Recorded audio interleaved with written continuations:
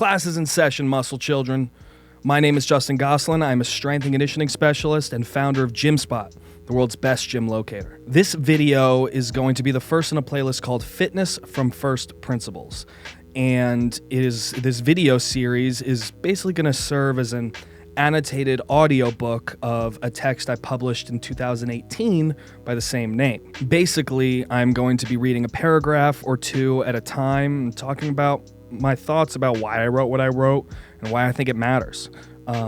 Each of these videos is going to be a couple minutes long, 10 tops. So that way we're giving you a bunch of short, digestible videos in sequence that will hopefully enhance your education. I will also be stripping the audio from all these episodes and turning it into a podcast. You can find that link in the description.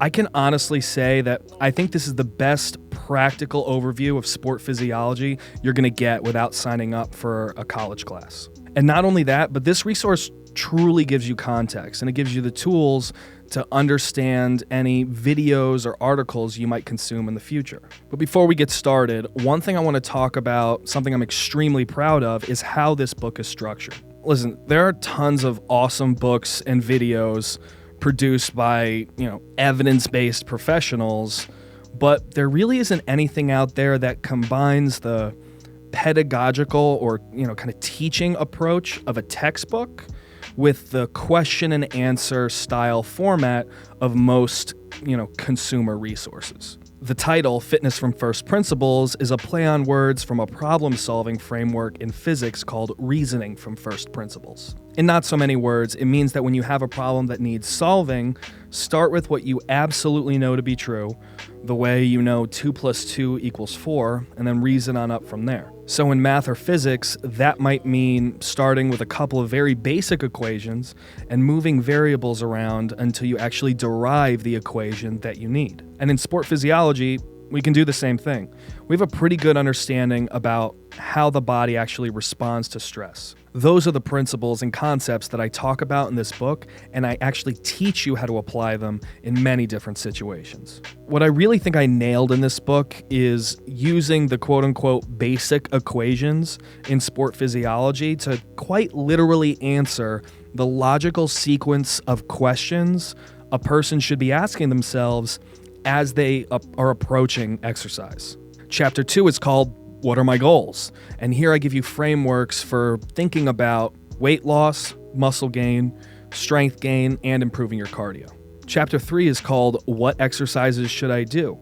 And I talk about how to think about high return on investment exercises, how sport athletes should think about exercise selection, and I actually go through and break down all of the major muscle groups, what they do, and how to train them effectively. Chapter 4 is called How Much Training Should I Do? And in it, I discuss, all with permission, all of the training volume landmarks popularized by the very smart and lovely people over at Renaissance Periodization. Chapter 5 is How Frequently Should I Exercise? And Chapter 6 is How Do I Make Long-Term Progress?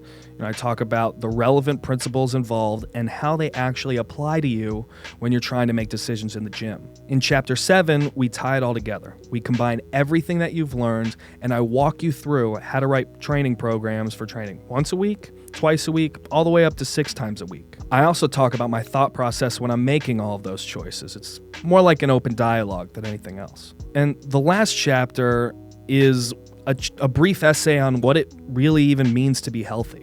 I'm not a doctor, so I'm not talking about blood work, not talking about vitals, but a lot of times when you're getting into the weeds of sport physiology, sometimes it can be hard to see the forest for the trees and what it means to be, capital H, healthy. So that's what you're going to be getting into if you decide to take this journey with me. I'm not suggesting this is going to be like the last book you ever read about training, but if you really care about training and you care about your progress, then it should probably be the first. So, without further ado, Fitness from First Principles. Chapter 1, Introduction. There are 2 foundational principles of this book. 1, there exists some sequence of work that will afford you a theoretical maximum opportunity for success. And 2, resources such as attention, motivation, recovery, and time are all finite. You only have so much of them. And from these 2 points, we can derive several important facts. The first is very simple. If you're a competitive athlete, you must seek to understand how to organize your training effectively. Consider it part of the cost you must pay for success. Order is always preferred to chaos when victory is at stake. And for the non-competitive athlete, attitudes towards training and outcomes range from the laissez-faire to the obsessive-compulsive. And throughout the text, I will consistently reaffirm that your position on this spectrum is not relevant to me. Similarly, you don't get cool kid points for arbitrarily hardcore behavior, or apathy for that matter. Instead, I want you to put in the appropriate amount of work to reach your goals. It is on you to adjust your disciplines and expectations based on the principles of sport physiology put forth in this book. General work produces general results, and specific work produces specific results. One isn't better than the other. I just want you to live your best life. So as you can tell, right from the jump, it seems like this might be a little basic, but I kind of wanted to start with why should you even care, you know? And you know, when a lot of people call their books training manuals, right? And I think that's actually a pretty good metaphor, because I also do a lot of audio engineering and recording and music production.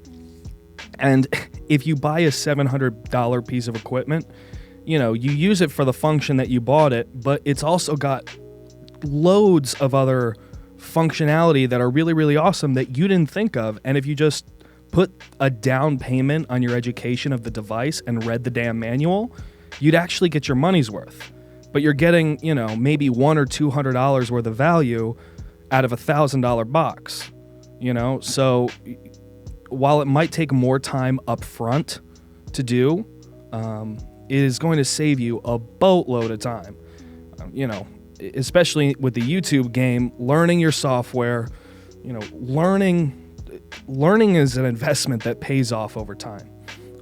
And I kind of really, with this first paragraph, just wanted to say that, you know, whether you are, you know, the Black Mamba and, you know, psychotic in the gym, or you only want to go work out 2 or 3 times a week for 45 minutes a clip, understanding what you're doing is going to get you the highest return on investment of every extra unit of time that you spend doing the thing that you're investigating.